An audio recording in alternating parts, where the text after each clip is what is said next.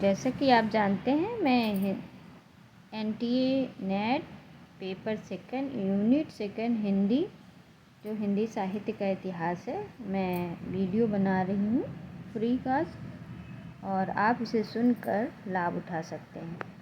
हिंदी साहित्य के इतिहास आचार्य रामचंद्र शुक्ल से बहुत सारे क्वेश्चन आते हैं, तो आपके पास किताब ना हो तो आप सुन के, हो भी तो आप उसको देख कर और रीड सुनकर और अपने आप स्वयं भी रीड कर सकते हैं। तो ये देखिए आपके सामने हिंदी साहित्य का इतिहास, हिंदी साहित्य NTA net paper second unit second Hindi साहित्य का इतिहास। तो इसमें हमने आपको क्या पढ़ाया था? आपको पढ़ाया था हमने मंडन, उत्तर मध्य रीतिकाल का और मतीराम कल और उससे पहले बिहारी। और अब हम आपको पढ़ाने जा रहे हैं भूषण, नहीं हम आपको पढ़ाने जा रहे हैं मतीराम का शेष भाग। भूषण नहीं, मतीराम का शेष भाग जो रह गया था। यहाँ तक हमने पढ़ाई थी।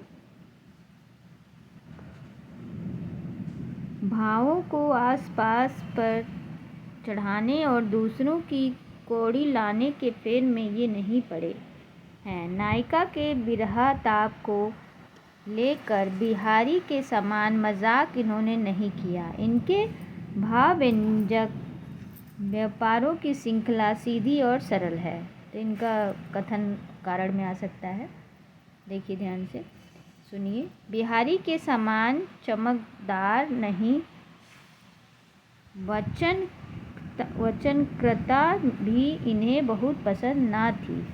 जिस प्रकार शब्द वैचित्र्य को ये वास्तविक काव्य से पृथक वस्तु मानते थे, उसी प्रकार ख्याल की झूठी बारीकी को भी इनका सच्चा कवि हृदय था। वे यदि समय की प्रथा के अनुसार रीति की बधी लीकों पर चलने के लिए विवश न होते और अपनी स्वाभाविक प्रेरणा के अनुसार चलने पाते, तो और भी स्वाभाविक और सच्ची भावभीभूत दिखाते, इनमें कोई संदेह नहीं। भारतीय जीवन में छाट कर लिए हुए इनके मर्म स्पर्शी चित्रों में जो भाव भरे हैं, वे सामान्य रूप से सबकी अनुभूति के अंग हैं। रसराज और ललित ललाम किसके हैं? मतीराम के। देखिए, रसराज और ललित ललाम किसके हैं? मतीराम के। रसराज और ललित ललाम मतीराम के ये दो ग्रंथ बहुत प्रसिद्ध हैं। इनके आते हैं, ध्यान रखिए। रसराज किसके हैं? मतीराम। ललित ललाम भी मतीराम के।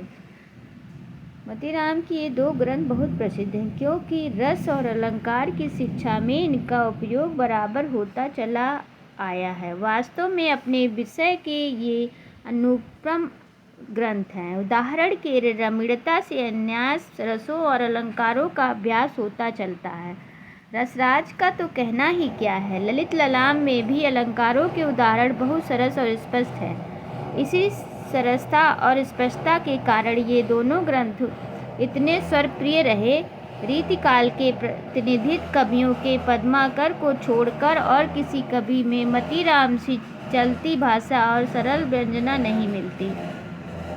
बिहारी की प्रसिद्ध कारण बहुत कुछ वाग्दंग है। दूसरी बात यह है कि उन्होंने दोहे कहे हैं, इससे उनमें यह नाद सौंदर्य नहीं आ सका जो कवित्व सवैया की लय के द्वारा घटित होता है। मतीराम की कविता के कुछ उदाहरण नीचे दिए जाते हैं, तो देखिए। कुंदन को रंग फीके लगे, झलके अति अंगनी चरु गोराई। अगिन में अलसानी, चितौन में मंजु बिलास की सरसाई। को बिन मोल बिकात नहीं, मतीराम रहे मुस्कान मिठाई। ज्यों ज्यों निहारी रैने नैनीन, त्यों त्यों खरी निकरे सी निकाई। क्यों इन अखियन सो निहंसक है, मोहन को तन पनिप पीजे। नेको निहारे कलंक लगे, यही गाँव बसे कहु कैसे के जीजे। होत रहे मन यूं मतीराम, कहु बस जाए बड़ी तप कीजे। वनमाला ही लली अरु मुरली अधरास पीजे। केली के रति आधने नहीं दिन ही में लला पुनी घात लगाई। प्यास लगी को पानी दे जाई, भीतर बैठी के बात सुनाई। जेठी पठाई गई दुहाई, हंसी हेर हरे मतिराम बुलाई। कान्हा के बोल पे कान न की दीन्ही, सुहेग की देहरी बेधरी आई। दो आनंद सो आंगन माझा बिराजे, आषाढ़ की सांझ सुहारे। प्यारी के बूझत और लिया को, अचकन नाम लिए रसिकाए। आई उरे मुँह में हंसी को, दिया पुन चाप सी भव चढ़ाई। अखियन ते गिने असुवन के बूंद, सुहास गयो उड़ हंस किनाई। आगे देखिए, सुबन को मोट दिल्ली देश दलीबे को चूम। सुभट समूह निसिक बाको उमहति है। काहे मतिराम ताहि रोकिबे को संगर में। काहू के हिम्मत हिये में उड़झाती है। शत्रुशाल नाद के प्रताप को लपट सब। जरबर गनीम बरगिन की दहती है। पति पातशाह की इजाती उमराव की। राखी रैया भय भाव सिंह की रहती है। तो इस तरह से आपने से रहती है, उरावन, रहती है, दहती है, तो ये सब किसके हैं? मतीराम के। कुंदन रंग फीके लागो, ये देखिए बहुत इंपॉर्टेंट। कुंदन को रंग फीके लागे, झलके अति अंगनी चरगु प्राई आते हैं, ध्यान रखिएगा, मतीराम के। अब आगे देखिए, भूषण।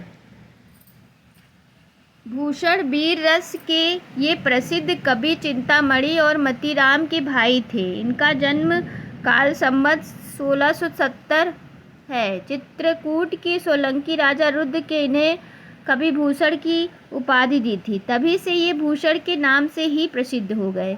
इनका असली नाम क्या था, इनका पता नहीं है। ये कई राजाओं के यहाँ रहे। अंत में इनके मन की अनुकूल आश्रयदाता जो उनके वीर काव्य के नायक हुए, छत्रपति महाराज शिवाजी मिले। पन्ना के महाराज छत्रसाल के यहाँ भी इनका बड़ा मान हुआ। कहते हैं कि महाराज छत्रसाल ने इनकी पालकी में अपना कंधा लगाया था, जिसे वह इन्होंने कहा था, शिव को बखानो की बखानो छत्रसाल को। किसका है? भूषण। ऐसा प्रसिद्ध है कि इन्हें एक एक छंद पर शिवाजी ने लाखों रुपए मिले, शिवाजी से लाखों रुपए मिले। इनका परलोकवास संवत 1772 में माना जाता है। रीतिकाल के भीतर श्रृंगार रस की प्रधानता रही। कुछ कवियों ने अपने आश्रयदाताओं की स्तुति में इनके प्रताप आदि के प्रसंग में इनकी वीरता का भी थोड़ा बहुत वर्णन अवश्य किया है, पर यह शुल्क प्रथा पालन के रूप में ही होने के कारण ध्यान देने योग्य नहीं है। ऐसे वर्णों के साथ जनता को हार्दिक सहानुभूति कभी नहीं हो सकती थी। पर भूषण ने जिन दो नायकों की कीर्ति को अपनी वीर काव्य का विषय बनाया, वो अन्याय दमन में तात्पर्य हिंदू धर्म के रक्षक दो इतिहास प्रसिद्ध वीर थे। उनके प्रति भक्ति और सम्मान की प्रतिष्ठा हिंदू जनता के हृदय में उस समय भी थी और आगे भी बराबर बनी रही, यह बढ़ती गई।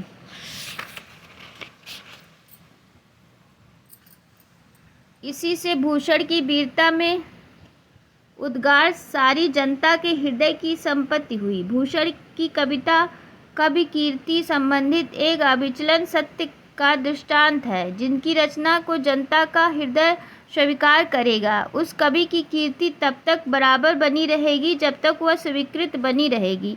क्या संस्कृत साहित्य में, क्या हिंदी साहित्य में, सहस्त्रों कवियों ने अपने आश्रयदाता राजाओं की प्रशंसा में ग्रंथ रचे, जिनका आज पता तक नहीं। पुराने वस्तु खोजने वालों को भी कभी कभी किसी राजा के पुस्तकालय में, कहीं किसी घर के कोने में उनमें से 2-4 इधर उधर मिल जाते हैं। जिस भोज ने दान दे देकर अपनी सारी तारीफ कराई, उनके चरित्र काव्य भी कवियों में लिखे होंगे, पर उन्हें आज कौन जानता है।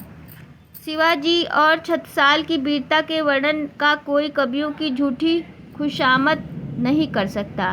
वे आश्रयदाताओं की प्रशंसा की प्रथा में अनुसरण मात्र नहीं है। इन दो वीरों का जिस उत्साह के साथ सारी हिंदू जनता स्मरण करती है, उसी की वंदना भूषण ने की है। वे हिंदू जाति की प्रतिनिधि कवि हैं। जैसा कि आरंभ में कहा गया है, शिवाजी के दरबार में पहुंचने के पहले वे अपने राजाओं के पास भी रहे।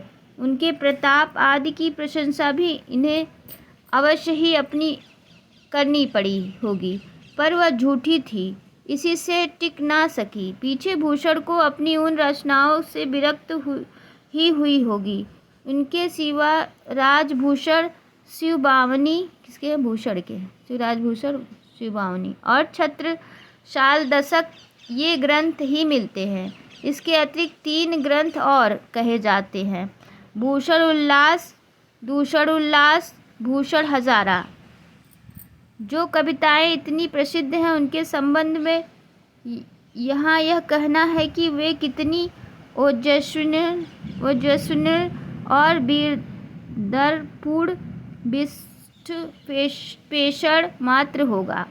यहाँ इतना ही कहना आवश्यक है कि भूषण वीर रस के ही कवि थे। इधर इनके 2-4 कवियाँ श्रृंगार के भी मिले, पर वे गिनती के योग्य नहीं। रीतिकाल के कवि होने के कारण भूषण ने अपना प्रधान ग्रंथ शिवराजभूषण अलंकार के ग्रंथ के रूप में बनाया, पर रीति ग्रंथ की दृष्टि से अलंकार निरूपण के विचार से यह उत्तम ग्रंथ नहीं कहा जा सकता। लक्षणों की भाषा भी स्पष्ट नहीं और उदाहरण भी कई स्थानों पर ठीक नहीं। भूषण की भाषा में ओज की मात्रा जो पूरी है, पर वह अधिकतर अव्यवस्थित है, व्याकरण का उल्लंघन प्राय है और वाक्य रचना भी कहीं कहीं गड़बड़ी है। इसके अतिरिक्त शब्दों के रूप में बहुत बिगड़ गए हैं और कहीं कहीं बिल्कुल गणंत के शब्द रखे गए हैं, पर जो कवि इन दोनों से मुक्त हैं, वे बड़े सशक्त और प्रभावशाली हैं। कुछ उदाहरण नीचे दिए जाते हैं। इंद्र जिमि जंभ बड़ावसु अम्भ पर, रामन संदर्भ पर रघुकुल राज हैं, पौन बारीवाह पर, शंभु रति नाह पर, जो सहस्त्र बाहु पर, राम द्विजराज हैं।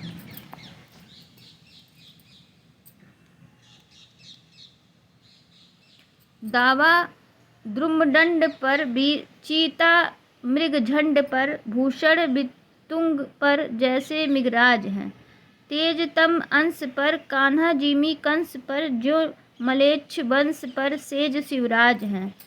दाढ़ी के रखेयन की दाढ़ी सी रहत छाती, बाढ़ी मरजाद जस हद हिंदुअन की, गाढ़ी गई रेयत के मन कसक, सब मिट्टी गई थसक तमाम तुर्कने की। भूषण भवनत दिल्ली पति, दिल्ली धक धक सुनिधक शिवा राज मर्दाने की, मोटी भई चंडी बिन चोटी के चबाए शीश, खोटी भई संपत्ति चकता के घराने की। सबन के ऊपर ही ठाढ़ो रहिबो के जोग, ताहि खरो कियो जाय जारन के नियारे, जानि गैर मिसिल गुसीले गुसाधारी उर, किन्हो ना सलाम ना बचत बोले सियारे। भूषण भवन महावीर बलकन लगायो, सारी रात सारी के उजाड़ गए चियारे। तमकते लाल मुख शिवा के निखार भयो, श्याम मुख नैरंग सिपाही मुख प्यारे। दारा की न दौर यह राह नहीं खजुबे की, बाधिबो नहीं है कैधो मीर सहवाल की। मठ विश्वनाथ को ना ब्रास, ग्राम गोकुल को, देवी को ना देहर ना मंदिर गोपाल को। गाढ़े गढ़ लियो अरु बैरी कलाम किन्हें, ठोर ठोर हासिल उगहात है साल को। बूढ़त यह दिल्ली सो संभरो क्यों ना, दिल्ली पति धक्का आनी लाग्यो शिवराज महाकाल को। ये किसकी पंक्तियाँ थी? भूषण की थी सब, ठीक है। किसकी थी? भूषण की। किस नंबर पर आते हैं? 7वें नंबर पे। तो बस कल और पढ़ेंगे। धन्यवाद। आशा करती हूँ आप सुनकर लाभ उठाएंगे। तो ये वीडियो फ्री है, JRF नेट और आपके MA के लिए।